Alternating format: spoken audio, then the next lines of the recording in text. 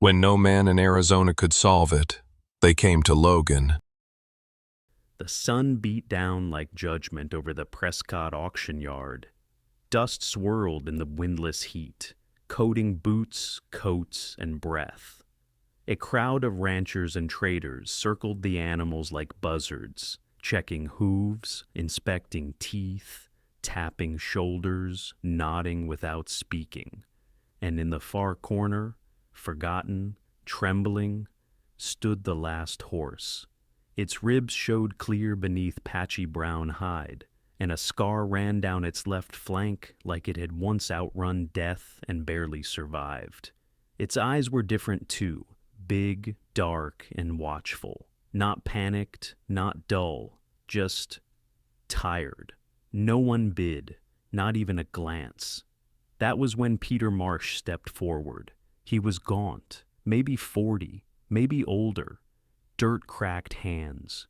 One suspender held up his worn pants. The other was tied with a piece of wire. He held a crumpled hat in one hand and his last silver coin in the other. "Is that horse still for sale?" he asked. Men chuckled. One spat. Another leaned in and whispered, "That one's cursed, preacher said it himself. Belonged to that boy who died up by Echo Hill." Peter didn't answer. He just stepped closer to the horse. The animal didn't move, didn't flinch, just looked him straight in the eye. That was enough. Peter placed his silver coin in the trader's hand and took the rope. The crowd watched in silence as the ragged man and the ragged horse walked out together, side by side, like two souls with nowhere left to go. Peter didn't ask where the horse came from, didn't ask what it had seen. He just walked, out through the heat, out past the wagons, out past the men still chuckling behind him. The rope felt light in his hand, like the horse was leading him instead of the other way around. And maybe it was. His ranch back near Dry Mesa was clinging by its last nail. 3 cows left, no help. And the well near dried out. He'd sold his last saddle to buy feed, sold his spare boots to keep one fence standing. This wasn't a rescue, it was a gamble. Peter glanced at the horse's scarred flank, the hollow look in its ribs. Any sane man would have walked away. But something about that walk felt different, like the wind itself had changed. At the edge of the yard, he muttered, "You and me just bought each other a little more time." The horse didn't blink, and Peter didn't know it yet, but that ragged animal on the end of a fraying rope was about to pull him out of ruin and into legend. Peter led the horse down from the Prescott Hills, the wind dry, the rope loose in his hand. The sun dipped lower behind the ridge, casting long gold shadows over the trail. They didn't speak, just walked. After nearly an hour, Peter glanced back. The horse was still there, quiet, limping slightly but steady. Peter gave a small nod, barely noticeable, then looked forward again. The trail narrowed through dead brush and sharp stone. A fork in the trail appeared, faint, overgrown. The main path bent right, toward Peter's ranch, but the horse slowed. Its hooves turned left, toward the old mining ridge. Echo Hollow. Peter tugged the rope gently, but the animal didn't move. It stood still, eyes fixed on the hills, muscles tense like it knew something up there, like it remembered something. Peter furrowed his brow, gave the rope another pull. Still, nothing. Finally, he stepped beside the horse, looked it square in the eye, and muttered low, "Not today. We're headed home." The horse blinked once, then followed. They walked on in silence. From the next ridge, Peter's land came into view, flat, worn, and half dead. What used to be a proud stretch of cattle ground now looked forgotten. The barn roof sagged, the corral leaned. The well hadn't drawn clean water in weeks. Peter stopped. There it is. The horse stepped up beside him, breathing slow. Peter didn't talk to animals, never had, but now he did. Hope you're not cursed, friend, 'cause that ranch down there, it's all I got left. The horse lowered its head like it understood, and together they kept walking. The next morning, Peter woke before sunrise. The sky was bruised gray and orange, quiet as a held breath. But something was wrong. The rope was slack. The old brown horse was gone. Peter stepped outside in his socks, eyes scanning the dim horizon. No hoofbeats, no whinny. Just the wind curling around dry fence posts. He found the tracks near the edge of the corral, faint but clear. The same uneven pattern, right rear hoof dragging slightly.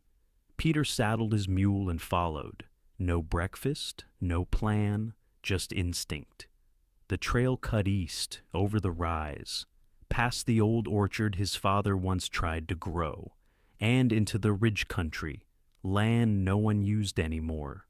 About 2 miles out, the brush thickened. The sun had fully risen now, spilling hot gold over the hills. Then Peter saw it. At the base of a rock outcropping, the horse stood still, staring at something. Peter dismounted. He stepped closer, and that's when he saw what the horse had found. A buried wagon wheel, half swallowed by the earth. Broken wood, scraps of canvas, and something else. Something pale sticking out from under the gravel. Bone, not animal, human. Peter knelt slowly, brushing the dirt away with calloused fingers. The ground had a secret, and the horse had brought him to it.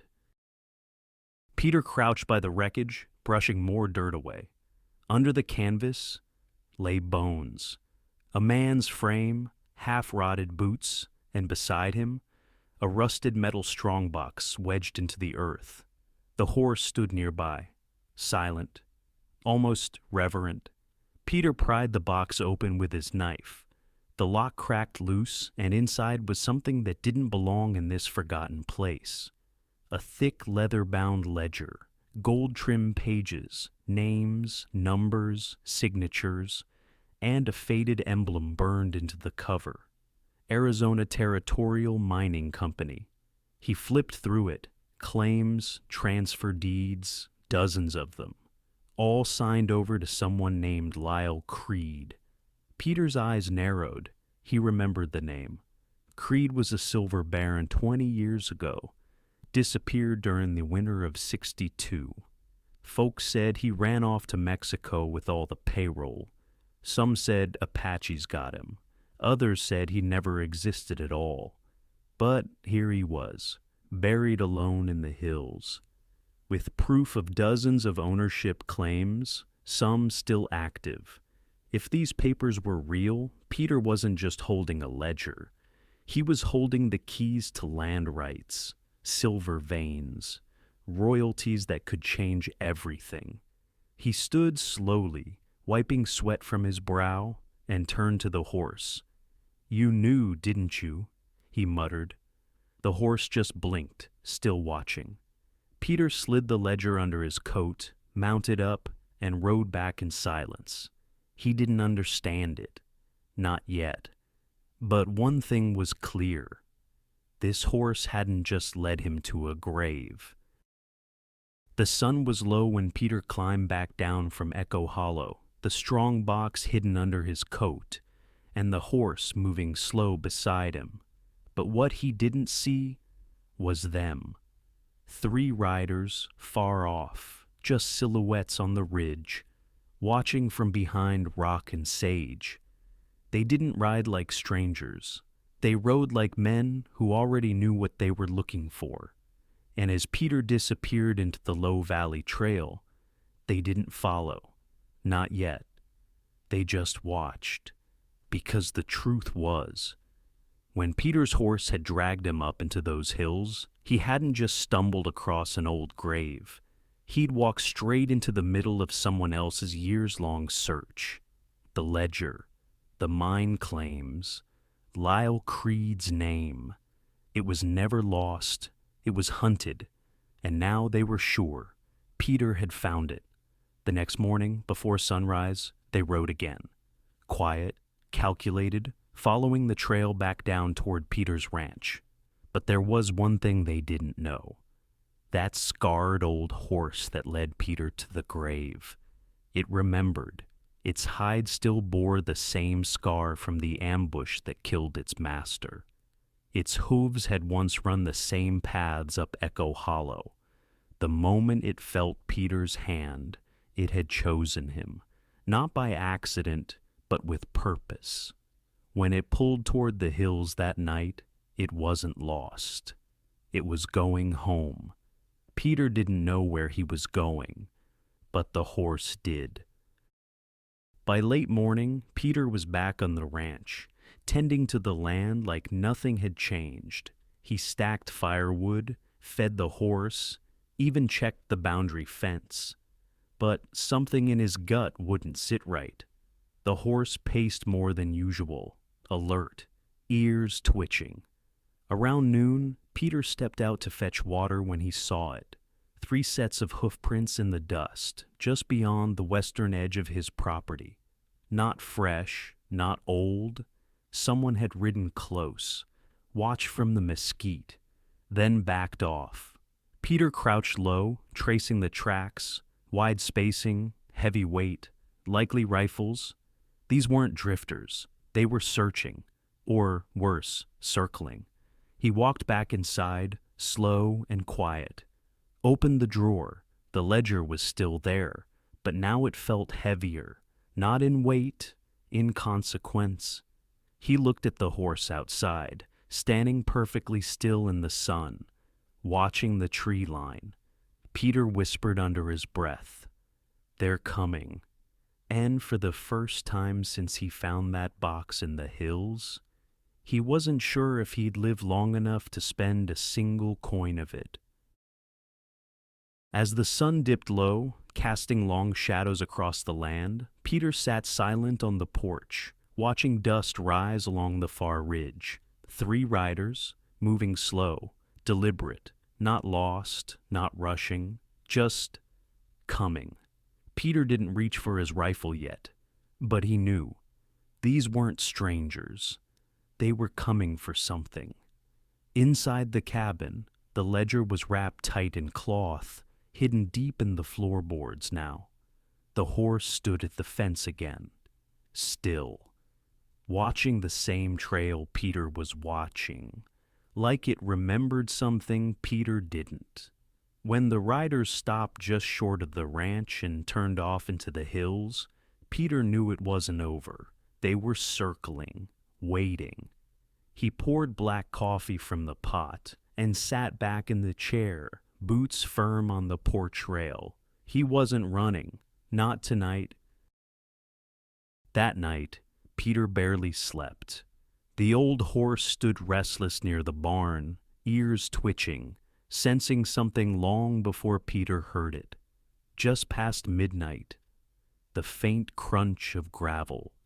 Peter stepped out with a lantern in hand, eyes adjusting to the dark. A single rider had broken from the ridge. He wasn't hiding, just slow, steady, direct.